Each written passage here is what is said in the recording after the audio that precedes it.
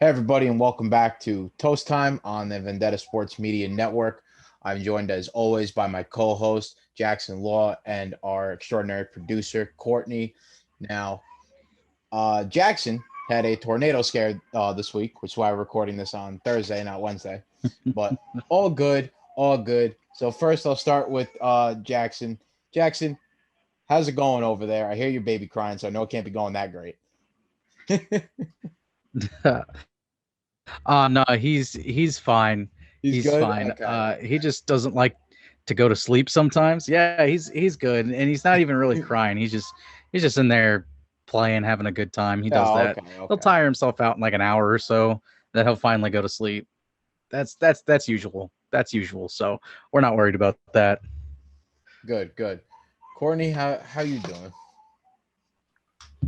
I'm doing good. I like that extraordinary. I like it. But I'm doing well. I'm all good over here. Good. Well, we finally got some football news back. Uh, thank God, because I'm not gonna lie, I was running out of things to talk about. We were in a dead Yeah. period of sports for a while. Like we're in the middle of regular season NBA, and nobody really gives a crap about NBA during the regular season. And we were like right before the conference tournaments and basketball, so still no one really gave a crap there either. No good games.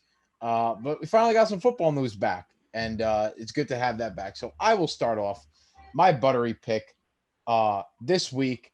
I mean, it's going to be the New England Patriots.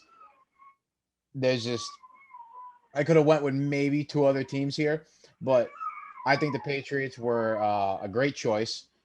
One because not only because they spent a lot of money, but they did actively try and make their offense better. And you know what? You got to give them credit when they actually go out and get guys to do this. You know, they brought Cam back, which kind of was a little bit of a surprise to me. Didn't think he'd be back, but hey, Cam finds his way back to New England.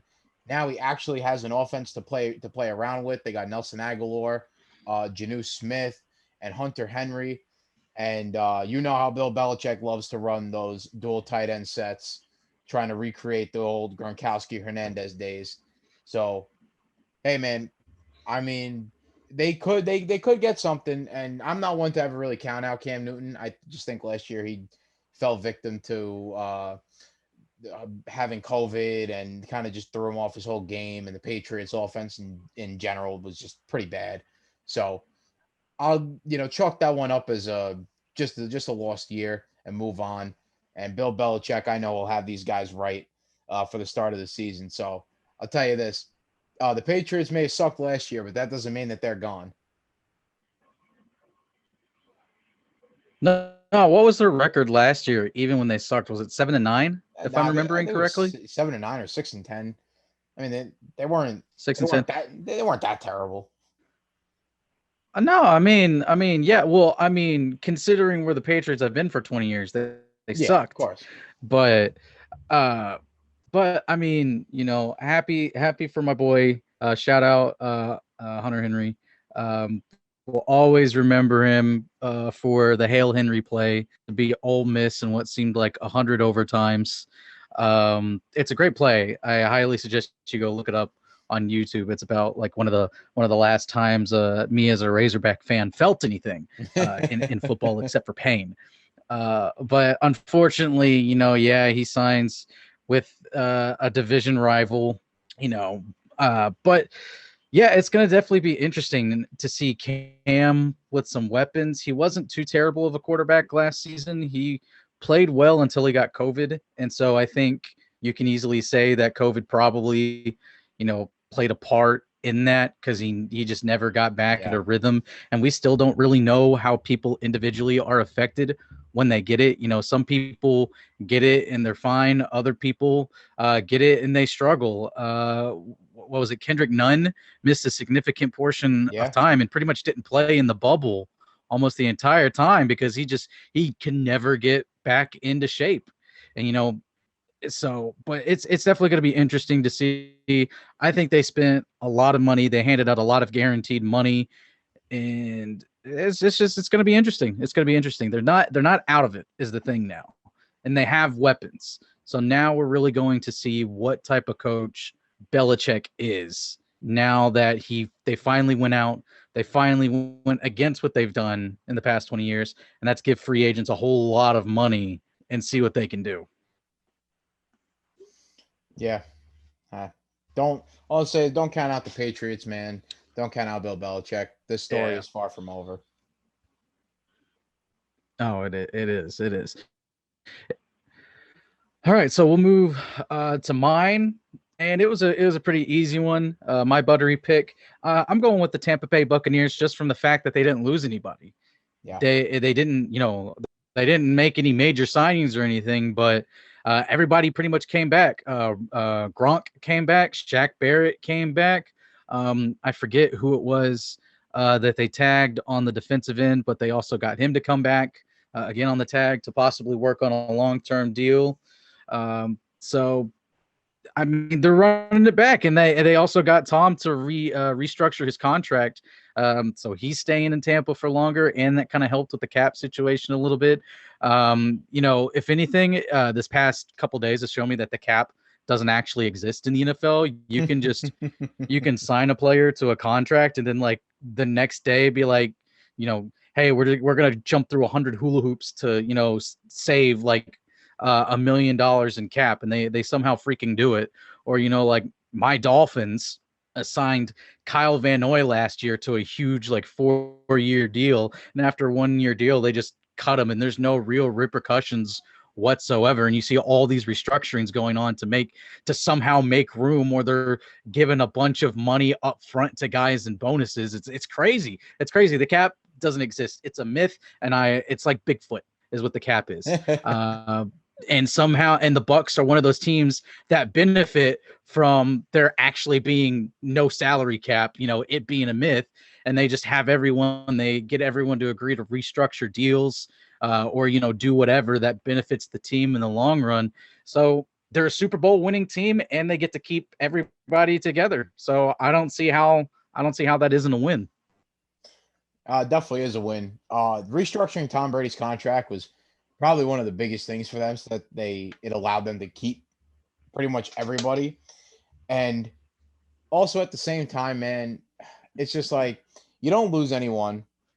I've kind of given up on the whole father time is coming for Tom Brady thing. Like, I'm convinced that this guy found the fountain of youth and hasn't told a soul, and he's just keeping it to himself because I mean, it just never ends with this guy. Like, the fact that he could probably go and win another Super Bowl or two just blows my mind. But hey, that's just Tom Brady for you, I guess.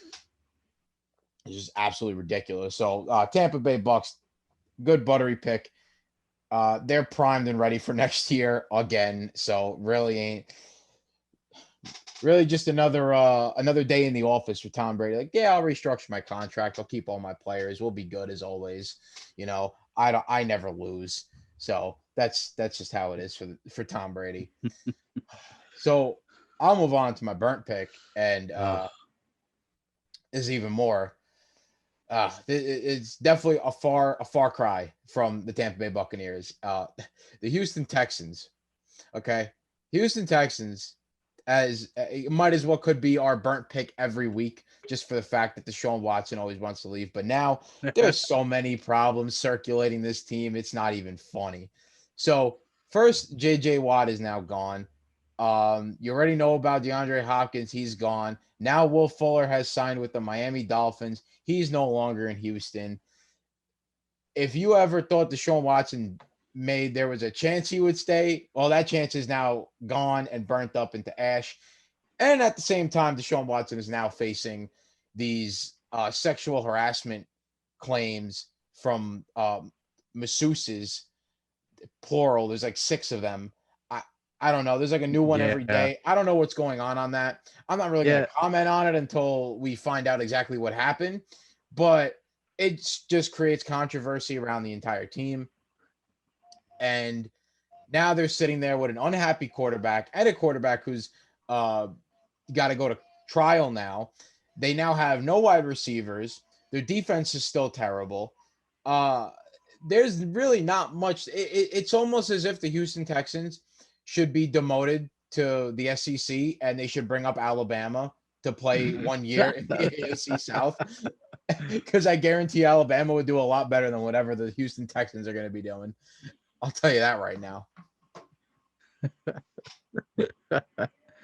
Yeah, I don't know how true this is or not, because we don't know the extent or what is or what isn't the truth with the Deshaun Watson accusations, but it does like initially like the waters get a little murky if the reports are true, where the lawyer that's representing the masseuses he's connected to the Texans in some shape or form, like is friends with the owner, and was putting billboards up for them to draft or to sign some quarterback like a couple years ago, or 5 years ago. So I think it was before Deshaun Watson came to the team or was drafted. So, but yeah, I'm sure we'll talk about Houston a lot this year, and that's fine with me, because that's a talking point every week for us to talk about. And we'll just have to see about the accusations against Deshaun. He put out a statement that came out that talked about how that the lawyer asked for a 6-figure settlement, and so he's refuted that. So looks like it's going to go to court. So we'll keep a close eye on it. And yeah, also just Houston's starting to become the breeding ground for Miami's future success, because we got the number 3 overall pick from them. We got their second round pick. And then we dump off, some players we don't want anymore there. And then we go out and we sign Will Fuller. We make a trade for Benedict McKinney, which is just like, we give up Shaq Lawson and we just swap late round picks. It's like, this dubs all around for Miami, man. You guys, they continue to draft good players, and then a few years later, they just ship them off for little to nothing to Miami, and then they'll go in Miami and they'll blossom. I'm here for it every day of the week. Oh, I know you are. Yeah, listen, all if right. I was in the front office of Houston, I will say one thing one quick. If I was in the front office of Houston, I'd stop dealing to Miami. We always lose the trade. Just hand him to Sean, and we'll call it an end there. That'll be it. You don't have to deal with Miami anymore. The Miami Dolphin Texans. Just give up to Sean, and we'll pretty much. But we'll have an actual good coach in Brian Flores, who will exactly literally throw hands with refs and players alike. I love Something was to happen. I love that man. He's great. I love Brian Flores. So I'm gonna go to my burnt pick now. You probably could have done an extra crispy just on this, but we'll save the extra crispy for here in just a minute. But I'm going with the Las Vegas Raiders for cutting Rodney Hudson. Yeah. And it's not just because you cut a Pro Bowl, all-pro offensive lineman, but it's also because there's not just $13 million in dead cap, but so he counts $13 million towards the salary cap for this season, and you lose $2 million that you can't use. Mm-hmm. So overall it's about a $15.5 million cap hit on an already depleted offensive line of other guys that you've traded away or let go. I have no idea what John Gruden what's going on in that front office. It is the strangest moves I have ever seen from a front office, and I'm just confused. That's $15 million against the cap. Just let him come back. Like, who's going to replace him? Who is waiting behind him? That is the heir apparent that is going to be another Pro Bowl prospect, because I don't see how John Gruden survives past this year. I don't even see how Derek Carr survives past this year with that offensive line that they're going to have, because they also they ship someone to New England, and then they ship someone to Seattle too, which I'm sure is going to make Russell Wilson happy-ish, but cutting a guy that's going to count $15 million against your cap, you might as well just keep him and plug him somewhere else in the line. You attempt to do that, or just better yet, just leave him. He's a freaking Pro Bowler. Just let him finish out his contract. The Raiders it's like whenever they seem to be doing well or like they look like they're going in the right direction, John Gruden and or Mike Mayock, they go and decide to just sabotage themselves and take 5 steps backwards. Like in the middle of last year, right after like coming off that win against the Chiefs, where they went into Kansas City and put up 40 on the Chiefs and won that game, you thought, okay, are the Raiders actually good this year? Like, will they actually make the playoffs and maybe make some noise? No, they just shot themselves in the foot and proceeded to lose, I think, like 5 games in a row, and they didn't make the playoffs. And now they just decided to make themselves worse, which I still don't understand what the hell they're doing. I mean, you don't cut Pro Bowl anybody, especially when it's going to be 15 mil against the cap. Like, do you understand that somebody's going to take him in a trade? I mean, like, you won't have to take that cap hit, nor at the same time, he can't be that bad of a guy that what he do, walk into your front office and voiced his opinion, and you got so angry that you just cut him and took the 15 mil cap hit. It's just not even funny anymore. Like, I feel bad for Raiders fans. Like, Alex, I'm sorry, bro. I don't know what to tell you, man. Yeah, man. You guys are going into deep waters. I was about to say, thoughts and prayers out to Alex for another season. He'd probably say he's used to it by now, but yeah, I'm sure he is. I mean, oh God, it's just terrible. Oh, but I will go into my extra crispy pick this week. We're going to stay on the West Coast. Now, this team that I'm going to pick, this is not an overall free agent grade. This is just for one signing and one signing only. The Niners are going to be extra crispy for signing Joe Flacco. Okay. I don't care that Joe Flacco is going to be just a backup. Joe Flacco is hot garbage. He is hot garbage. He can't move. He literally can't do anything right on a team. Like, I know everyone got on me earlier in the year because I was really rooting for Nick Mullins. I'm sorry, man, but Nick Mullins is a damn good backup, okay? He's a damn good backup. I don't care that listen, man, Troy Aikman said something really funny during one of the games when he was on the broadcast. He goes, I love this kid, Nick Mullins. He's got a lot of heart, just not a lot of ability.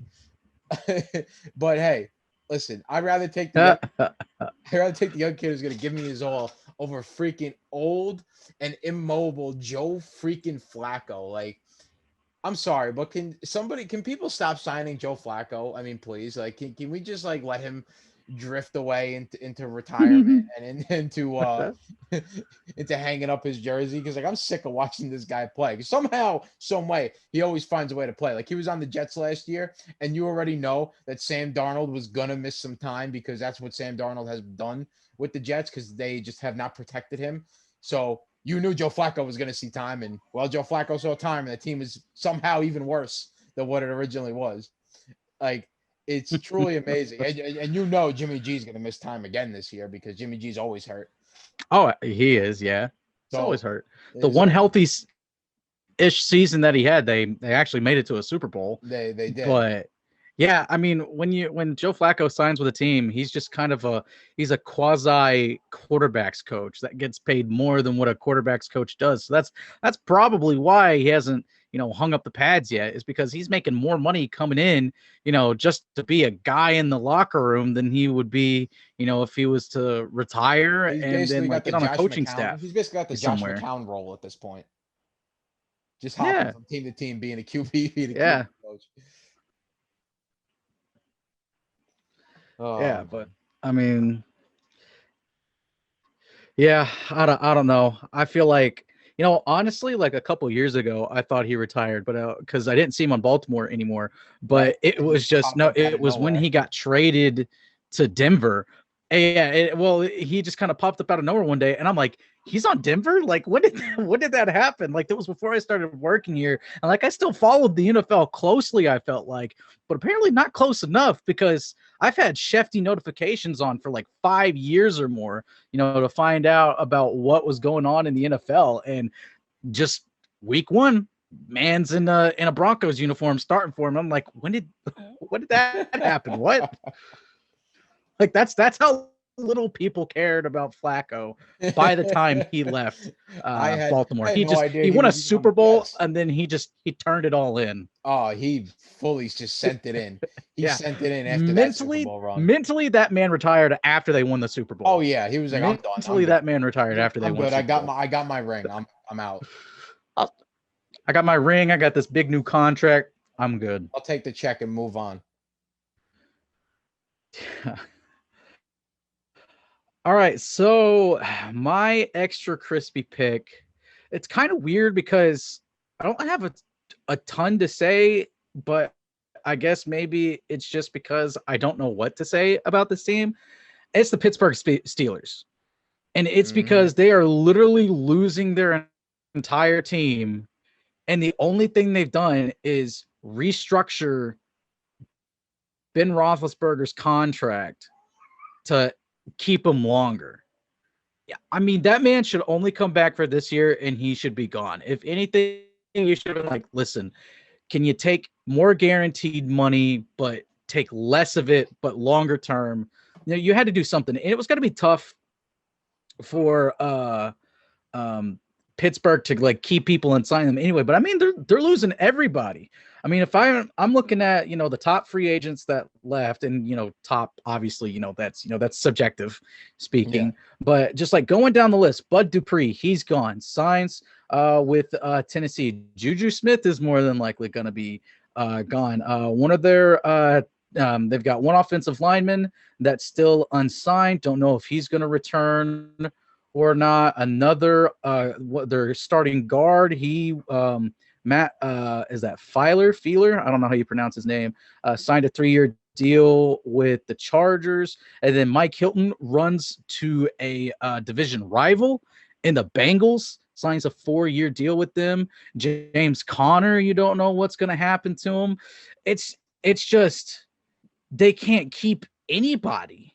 And I'm on CBS right now. I'm on CBS's website, and they have about 6 or 7 guys in the top 100 free agents, and the only guy they've re-signed is Cameron Sutton on a 2-year really, really cheap deal, safety. You know, that's it. And it's just you're losing your entire team. Like, yeah, they got a couple of guys that are coming up. They still, of course, have TJ Watt, but that man's going to have to get paid soon. Mika Fitzpatrick is due for a payday after this next season. You know, that is a man that I desperately miss in Miami. I wish we still had Mika Fitzpatrick in Miami. Like, I was so upset when we moved on from that man. The secondary is still good in Miami, but oh man, imagine Mika Fitzpatrick, Byron Jones, and Xavier Howard down in Miami. Gosh, it's a no-fly zone down there. Yeah. But I don't understand what Pittsburgh is doing, and I guess that's why they're my extra crispy, is because just everything that they're doing, they're literally losing their entire defense, and they're losing their offensive line, and that's literally the 2 things that you couldn't afford to lose, was your high impact defensive players and your offensive line, because you really didn't have anything else. Yeah, the Pittsburgh Steelers, I don't know what the hell they're doing, man. I mean, didn't you restructure Big Ben's contract so that you could keep some of these guys? I would have thought at least Bud Dupree would be like a priority signing. He was a big part of that defense last year. And, I mean, they let him go. They're letting guys are just leaving left and right. I mean, listen, them letting Juju Smith-Schuster walk is a blessing. I'll tell you that right now.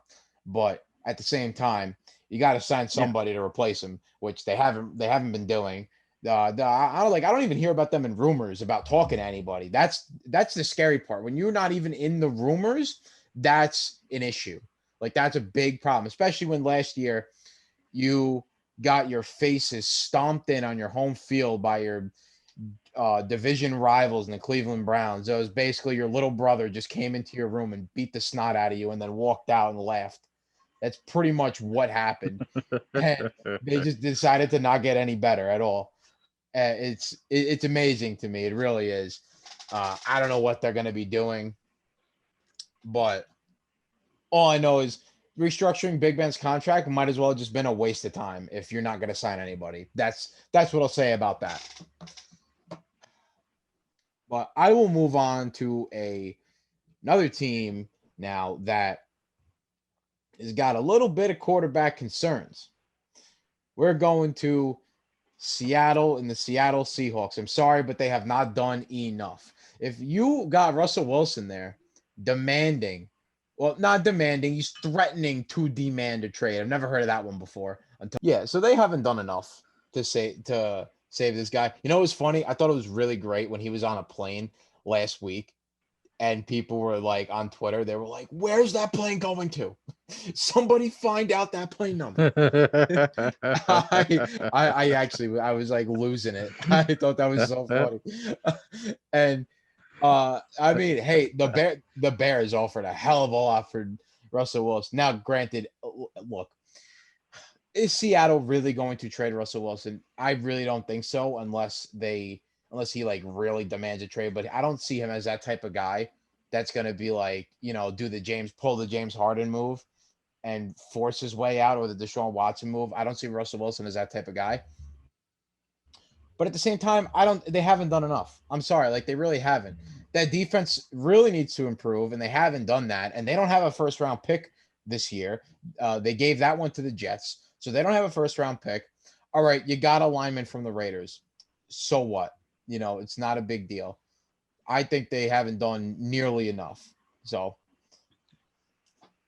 we'll see what happens with them. No, they haven't. They haven't. I mean, the players that they got, like, yeah, they're okay, but we'll see how it goes. And you say, you don't think Russell Wilson is that type of guy. We didn't think he was the type of guy that was going to be doing the things that he's doing now, because he was never like that. And now he is. Now he's given them a list of teams where it's like, hey, I don't want to be traded, but if you do trade me, here's some teams that I'd be interested in.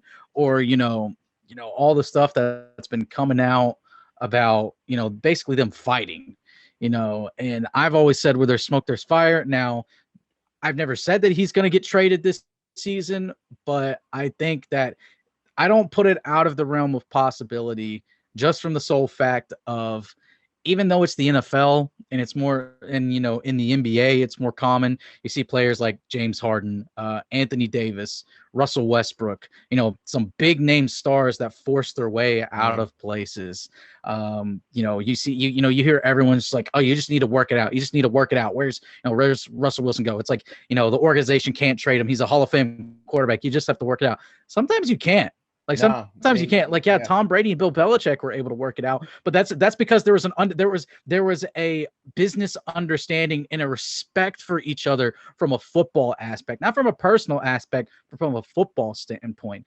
From what it sounds like that's coming out of Seattle, there's no respect personally or professionally between the two sides right now. Now, maybe this is Seattle trying to kind of mend fences a little bit, but they still got a long way to go. Yeah, because teams in just even their division, the Cardinals, they're getting a lot better. I'll never rule out Kyle Shanahan and the 49ers unless Joe Flacco starts playing for them.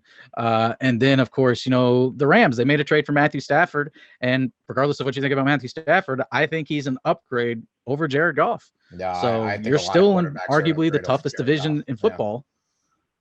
Yeah, exactly. Yeah, exactly. So you're still in one of the toughest divisions in football, and it doesn't get any easier from there. And then you need to keep up. now JJ Watt's in you your guys. division. So yeah, can you imagine that Seattle offensive line, how bad it was last year? Now they're going to be dealing with a Chandler Jones, JJ Watt, Cardinals defensive line, and forget about the Rams offensive line, because we all saw what that offensive line did. Yeah. That defensive line did to did to Seattle in the playoff game. Aaron Donald was everywhere. Yeah, and you can't forget about Bosa either. And San Francisco's defense, that's right, healthy, is a good defense. Is a good defense. All right, so you actually mentioned my toast of the week team here, and it's like, honestly, it's like on any of the three like the recent two teams and this team I'm about to mention, you can kind of interchange them and put them anywhere else. Yeah. That's how I kind of saw it. But the Chicago Bears, love it, man. They go from Deshaun to Russell to Andy Dalton. And I just think you want to talk about just, oh it's so bad. That again, that front office has no idea. And I get it. It wasn't really a good free agency for quarterbacks. They were good enough to, well, let me rephrase that. They weren't bad enough to get a top pick, because the word good shouldn't be anywhere near the Bears right now. They just weren't bad enough to tank and get a a top quarterback. And I don't really think they have the draft capital or just any capital at all to really move up and try to get one. And the only way they're going to do that is to get rid of Khalil Mack. And you can't get rid of Khalil Mack. You just can't. It's about the only thing on that team that's worth anything. Don't do what next to Allen Robinson. And the dude's not even planning.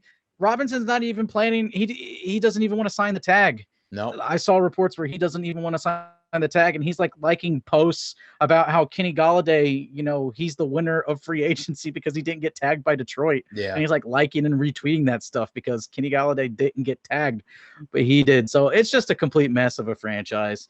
And, I heard reports about also like Kenny Golladay, being interested in Chicago, but I don't see why you would when Andy Dalton is your quarterback. No, the running game has gone down the tubes, and that defense, they struggled against good teams last year.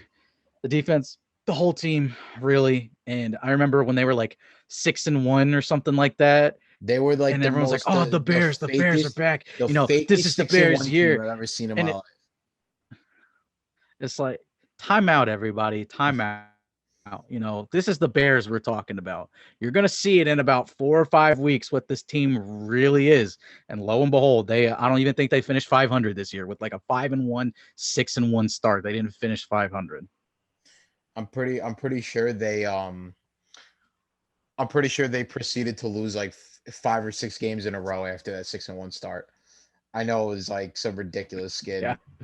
Like it was the fakest 6-1 team I've ever seen in my life. Like this team is going to lose eventually. Like I just know it. And then once they did lose, snowballed right into just terrible season. Just forget it.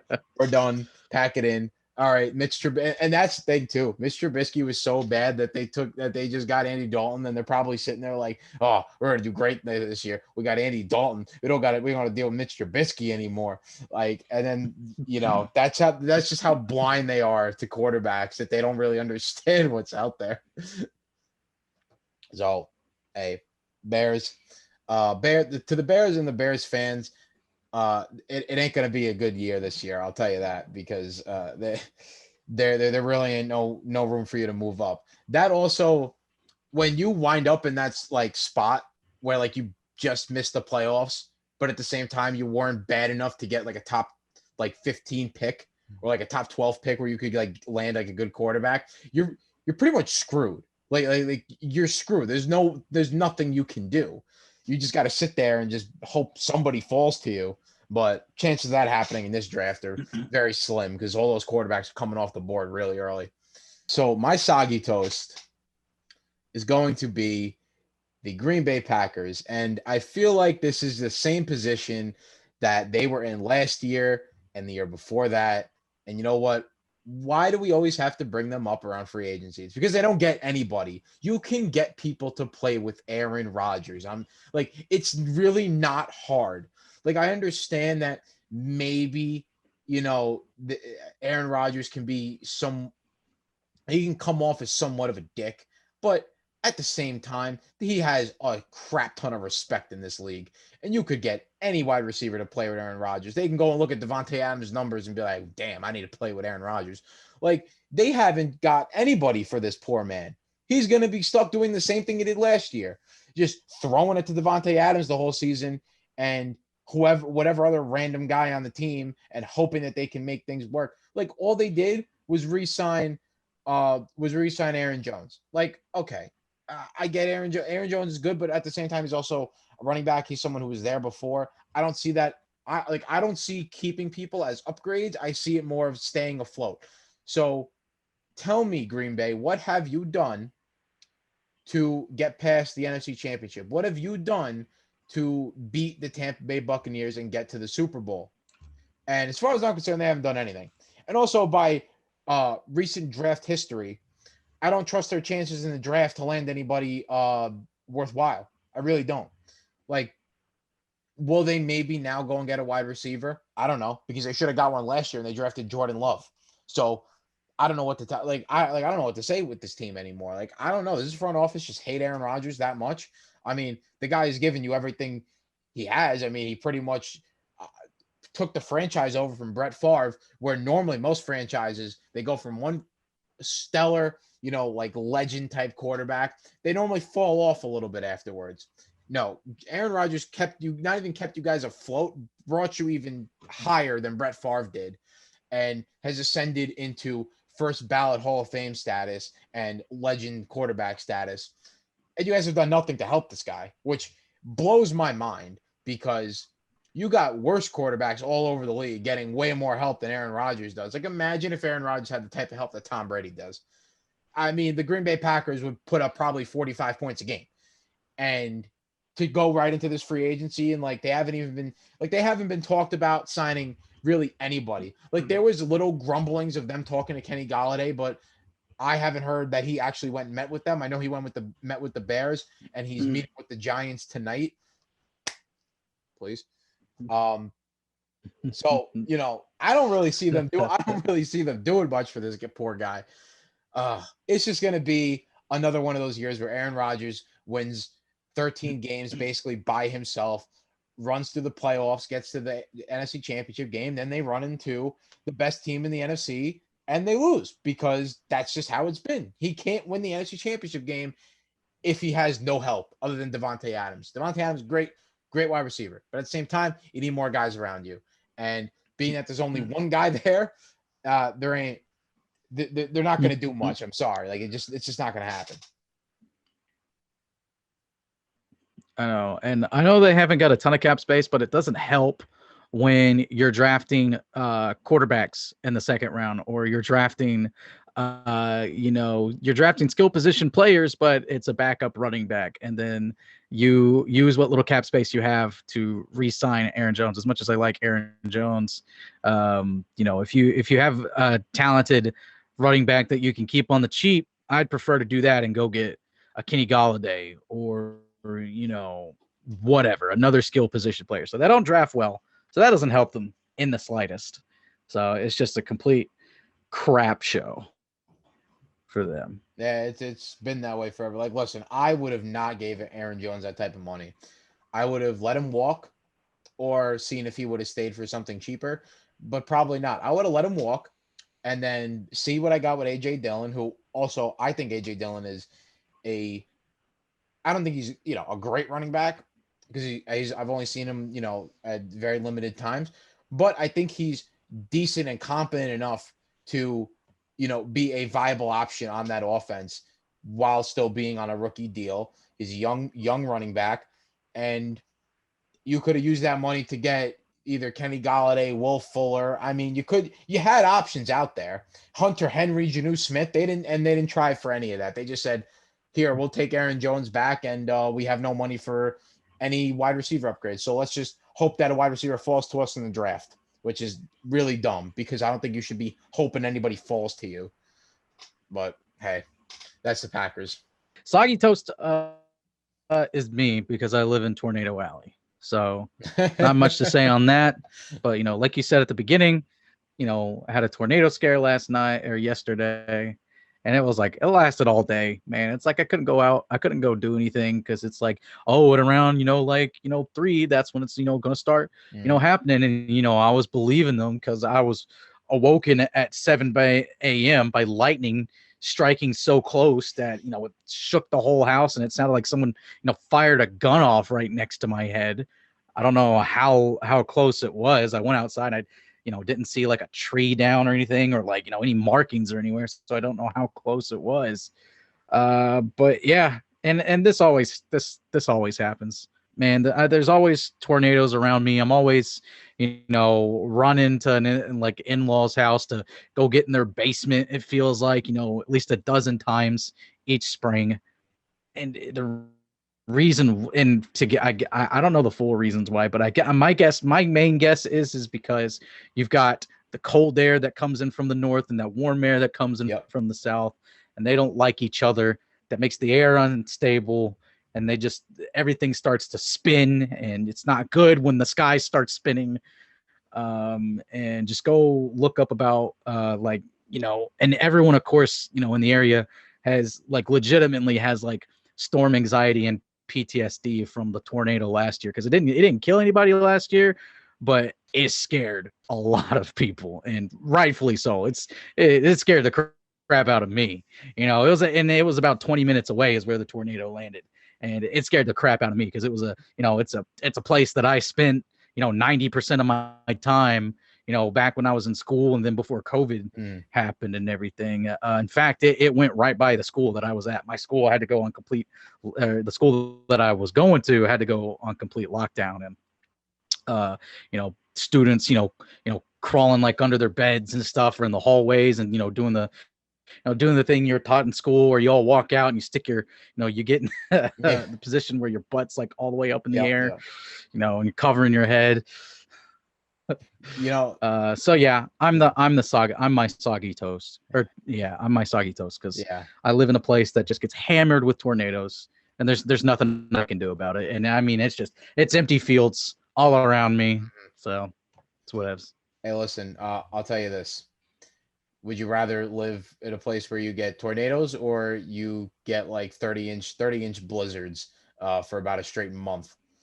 New York ain't so great either. I'll tell you that right now. I would, yeah. I mean, Cordy said she'd choose the They blizzards. all have their pros. They all have their pros and cons. They all have their pros and cons. But I mean, yeah, Courtney says she'd take the blizzards. I would probably take the blizzards too, just from the sole fact that as long as the power infrastructure stayed intact, and I feel like a place like New York that gets hammered a lot would have a decent infrastructure. I'm assuming it's also a big city, and I'm sure millions of dollars in tax revenue are mismanaged every single year.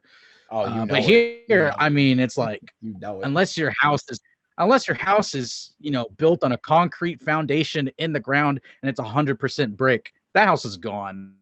My house would probably be gone. It may stay intact because the whole house is shiplap, but everything else around me, it's gone. And then there's ginormous trees out beside me. One of them gets knocked down, then there goes my house. Yeah. Hey, first thing, glad you're safe. Glad you're okay. Got to keep that big brain of yours, good. Good. We gotta put a bubble around your head like a bubble boy. Make sure that. Well, I'll just go live in a bunker underground the rest of my life. Yeah, exactly. Yeah, be like doomsday preppers. go shelter in the ground. Also, another thing, I never really understood, when they would those safety positions to get under your bed, or they would teach kids in school in the 50s during the Cold War for nuclear strikes, get under your desk and hold get your under your hands desk. over your head. I'm sorry, but I think if there was a nuclear bomb dropped within a 5-mile radius of you, I really doubt you putting your hands over your head under your little wood desk is really gonna help you out. Oh, if you see the blast, that's it. If you're within 5 miles from the blast, you're evaporated instantly. There's not even a chance to get under a desk. So you spontaneously combust. You are like crumbly, dusty toast. It's like Thanos snapped his fingers. Yeah, pretty much. And you're just gone. I actually think one time I looked up. This was when I was into my whole big Russia's. We're gonna go to war with Russia thing. I was crazy in high school. I thought we were going into Cold War II. I was fucking nuts. So I was looking up. I was how far away am I from New York City? So if there was a nuke dropped in Central Park, I'm just on the outside of the death zone. So I'd have to leave, but I'd be okay. So I was like, that's good. I would have some time to pack up my things and get the hell out of there. head up north as far as I can get. Yeah, I was fucking nuts in high school. I used to think the craziest shit was gonna happen. Oh man. Yeah. No. Listen, the town where I'm at, it was actually on a list of Soviet targets to hit because of the railroad that runs through here. Apparently, it's like a main railroad highway. So like a little tiny town of 5,000 people, it's like we gotta nuke it because the railroads are there. They can't move stuff with the railroads. Oh my God, what is this, like that movie If Red Dawn? you can't use the railroads if there is no railroad. That's ridiculous. What is this, like Red Dawn, where they just attack a random town in the mountains of Denver, Colorado? Did you ever see that Yeah, movie? pretty much. Yeah, Pretty much. Yeah.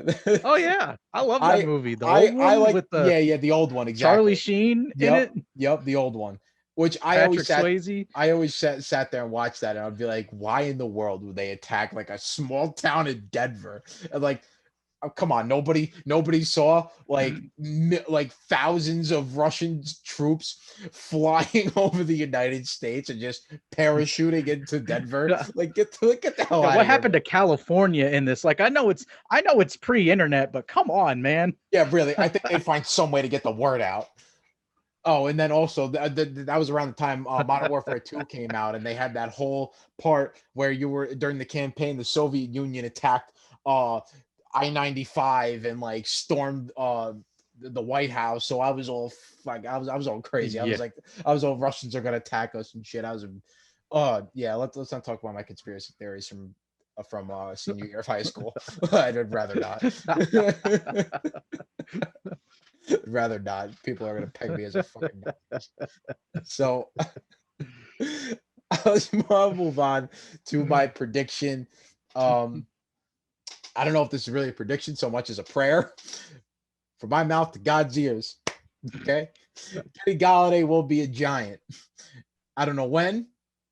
I heard that he is gonna be a giant. I just don't know exactly when.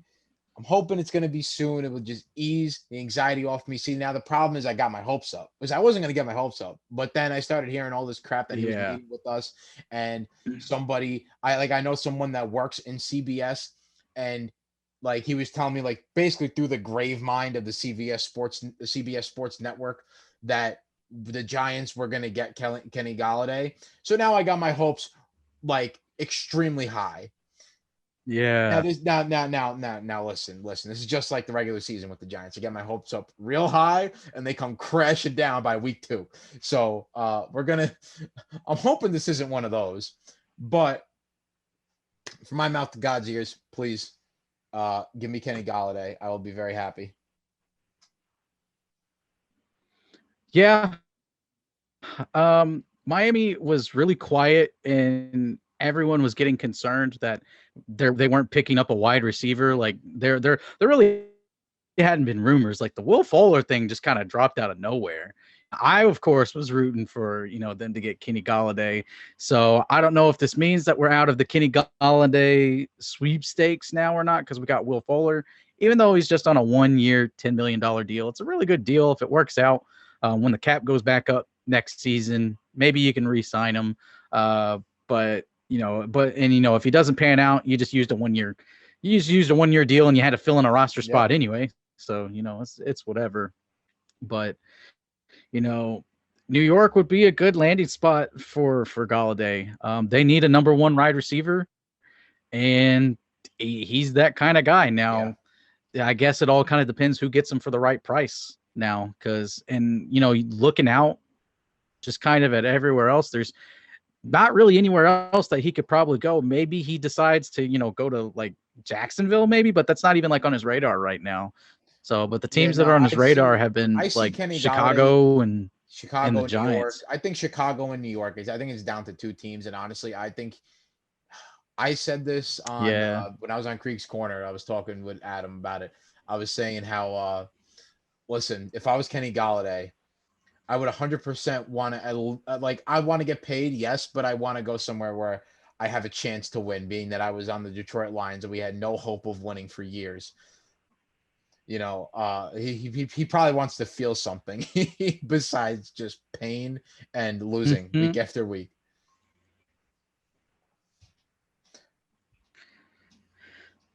Yeah, I don't blame him. All right, so we'll get into my prediction here. And I, of course, was wrong with my prediction last week about Arkansas winning the SEC tournament. They didn't even make it to the championship game, but it's whatever. Hey, it's okay. My bold prediction, or my prediction, isn't them doing anything. Yeah, they're 3 seed, and they got a good ways to go. A lot of people have Texas Tech beating them, after because they got Arkansas beating the toothpaste school and Colgate, and then Texas Tech moving on, and then it'd be Arkansas and Texas Tech. And a lot of people have Texas Tech going on. When we did the Vendetta bracket, we all had Arkansas moving on and facing Ohio State, but then we had Arkansas losing to Ohio State. Of all the people, Skip Bayless has Arkansas going to the Elite Eight or Final Four. I can't remember what he had Arkansas going to, and I don't know how to feel about that. So, but I'm gonna roll here with the Vendetta picks that we did, and I'm gonna say Baylor pulls off the upset and wins the Natty. Yeah, now, okay. Everybody's favorite is Gonzaga, but Baylor, they outside of the 2 games that they lost, one was off a COVID break, and they just their 2 losses, you can cut that up to COVID, and then not getting the proper rest and everything, or not being in a set rhythm. But I think they catch fire. They got a pretty tough schedule. The way that we had it set up to get to the finals, they would have to beat of course Hartford, which is their first round matchup, then Wisconsin, Purdue, Ohio State, and then Oklahoma State, who we also had Oklahoma State making it to the Final Four. Natty matchup of Gonzaga and Baylor. Gonna be a good matchup. Gonzaga's tough, but it wouldn't be that bold of a prediction. It would be kind of lazy of me to just pick Gonzaga. So yeah, I'm gonna rock with Baylor. I think they're gonna do it. I had Baylor in my personal bracket, beating them in the Natty. So go Bears. Hey, I don't mind it. I think I have. I made 2 brackets. I'm in a money pool for one. I think I got Baylor going, I think, to the Elite Eight, but then they lose. Only because when I was doing it, I found myself with 3 1 seeds in the Elite Eight, and I'm like, okay, one of these guys, or a couple, there's no way we're gonna have more than 2 1 seeds in the Final Four, so I got to make somebody lose here.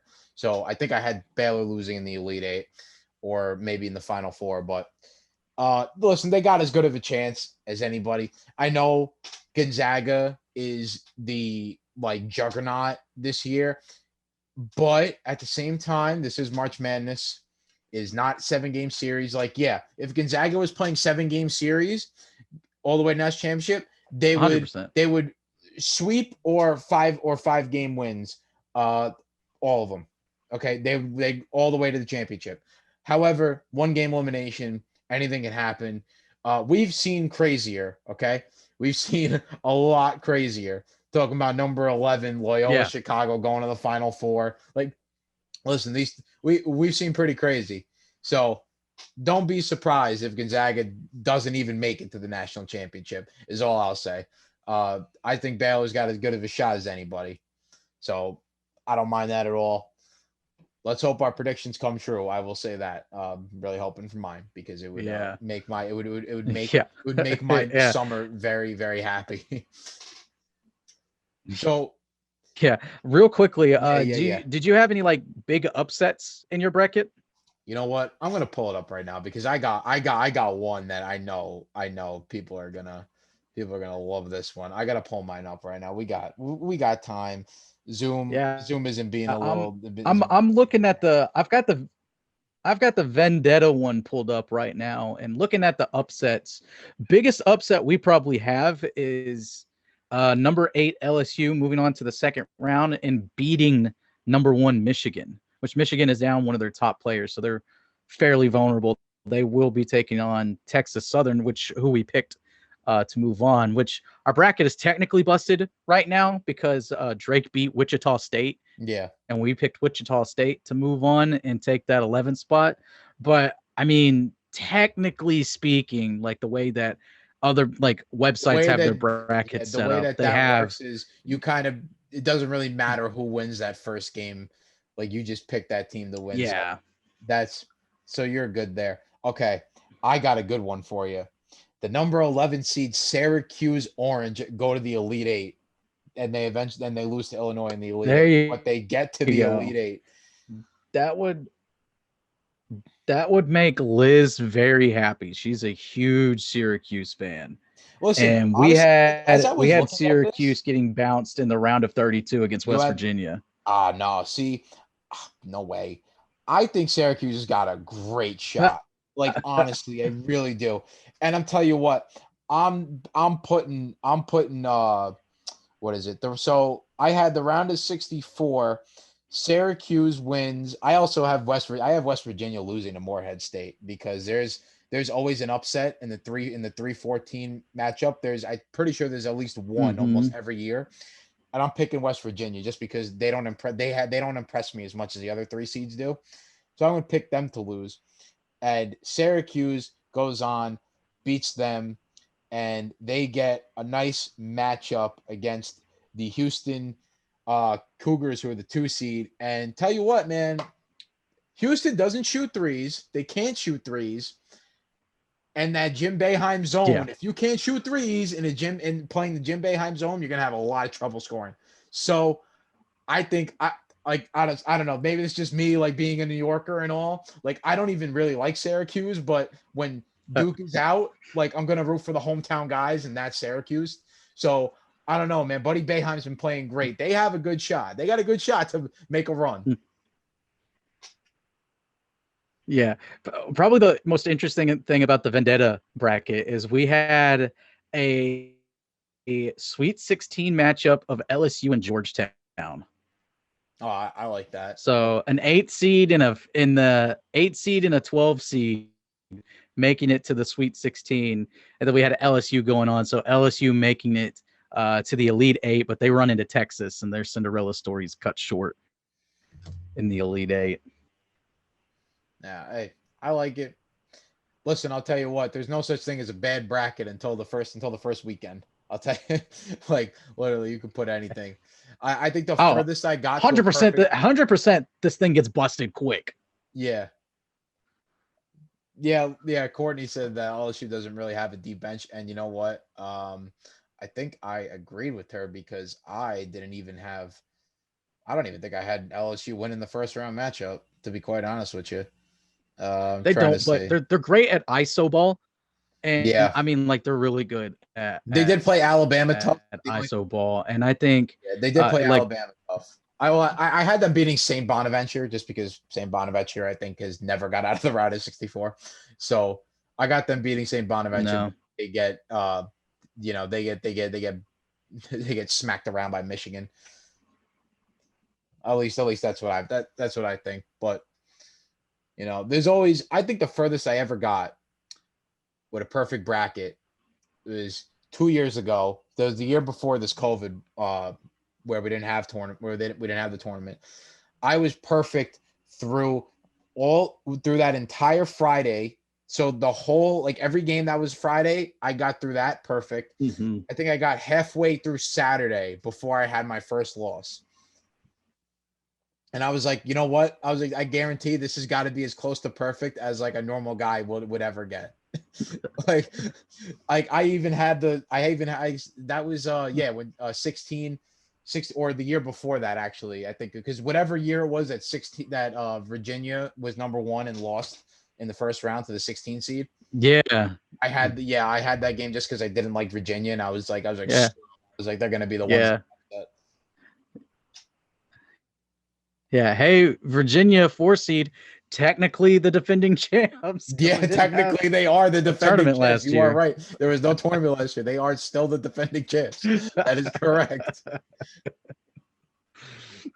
Oh man, that's crazy. Oh. Yeah. So we will see what happens with that. But in the meantime, listen, March Madness is starting this week. We got the first 4 matchup on today and tonight with the nightcap. So everyone go enjoy that. Don't forget to like and subscribe to the video. Also, check out Symbol. Again, you can use our code and get a bonus $10 on your first deposit. We have a couple Symbol articles. I will actually be putting out one pretty soon, either probably tomorrow or Saturday night, for my best MLB plays with Symbol this weekend, just right before opening day. It's good to get those prices low. So anyway, as always, like and subscribe to the video, and have a great weekend. And let's hope your brackets don't get busted too bad on the first day.